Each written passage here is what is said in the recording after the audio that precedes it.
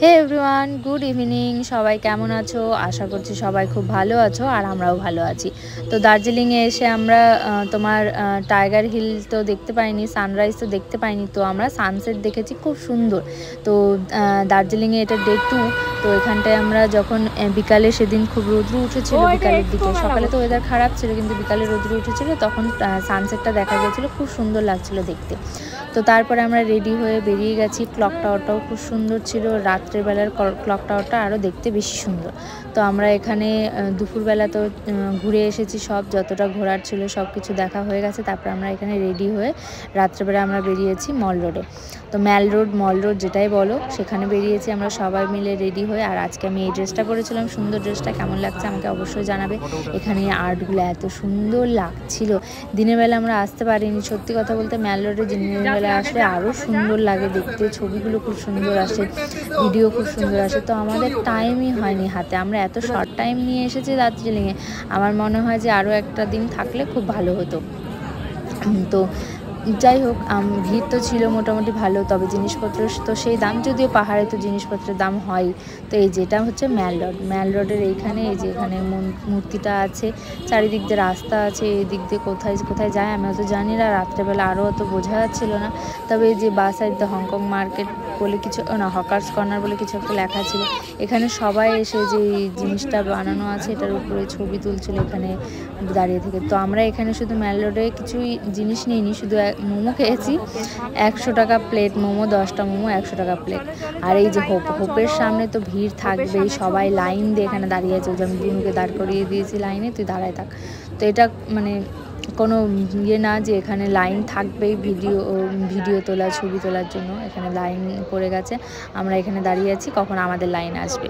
তো এখানে দাঁড়িয়েছিলাম, অনেকক্ষণই দাঁড়িয়েছিলাম। তবে আমরা সুন্দর ছবি তুলেছি এখানে, সবাই আলাদা আলাদাভাবে পোজ দিয়ে দিয়ে ছবি তুলেছি। আর আমরা যেহেতু অনেকজন ছিলাম না একসাথে, তো সবাই এখানে ভালো ছবি তুলেছি আমরা, ভালোই লাগছিল এখানে। তবে সাইড দিয়েও ছবি তুলে দিয়েছে আমার বর, ভালো ভালো করে ছবি তুলে দিয়েছে।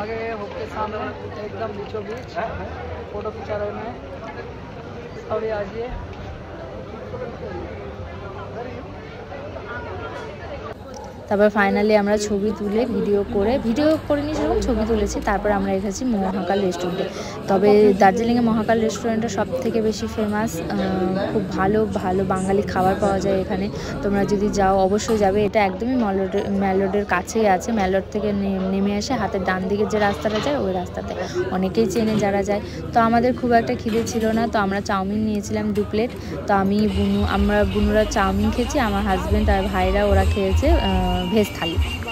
তারপরে এখানে খাওয়া দাওয়া করে হেঁটে হেঁটে যাওয়ার সময় যে আমার ভাইকে দেখো, এখানে সত্যি কথা বলতে ক্লক টাওয়ারটা খুব সুন্দর লাগছিল, রাত্রেবেলার ক্লক টাওয়ার খুব সুন্দর।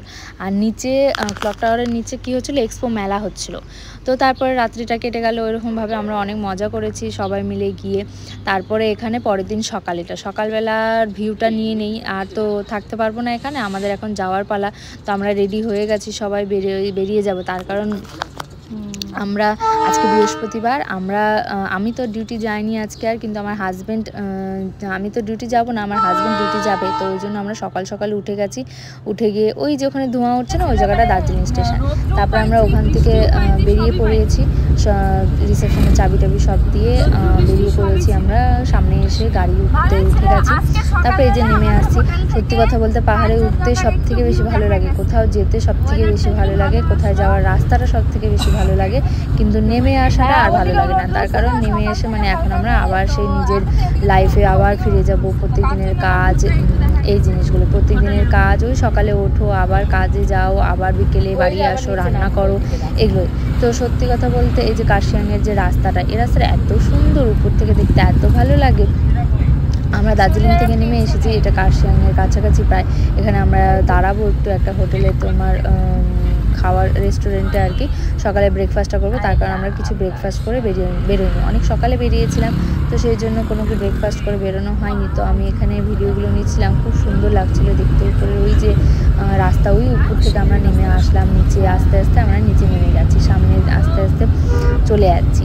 তো যাই হোক, আমাদের দার্জিলিং ট্রিপটা ভালো কেটেছে, কম খরচের মধ্যে হয়েছে, খুব কম না, ঠিক আছে। আমরা 2 দিন ছিলাম, খাওয়ার খরচাটা আলাদা ছিল, তবে হোটেল, তারপরে আমাদেরকে গাড়ি, আমরা যে গাড়িতে গিয়েছিলাম ওটা গাড়িটা আমাদের নিজেদেরই ছিল, শুধু আর কেউ ছিল না, শেয়ারিং ছিল না, নিজেদের, যেহেতু আমরা অনেকজন ছিলাম।